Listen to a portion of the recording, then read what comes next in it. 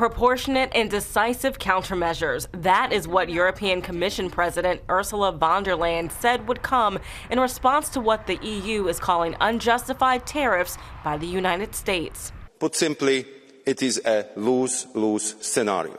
Thursday, U.S. President Donald Trump unveiled his, quote, fair and reciprocal plan, outlining his intention to raise tariffs on countries he says have imposed unfair tariffs on U.S. exports, singling out the European Union. The EU's been very nasty. They don't treat us right on trade. They don't treat us right on the military either. U.S. trade with the EU is probably arguably one of the most important commercial relationships globally. That said, there have been a lot of pressure points. One of those pressure points, according to Trump's memorandum, is the amount of shellfish the U.S. imports from the EU compared to how much the U.S. exports to Europe.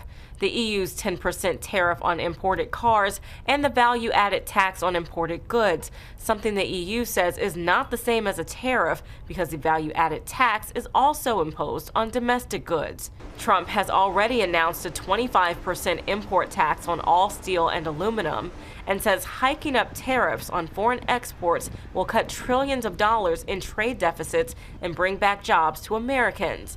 But they'll likely harm American businesses, at least in the short term.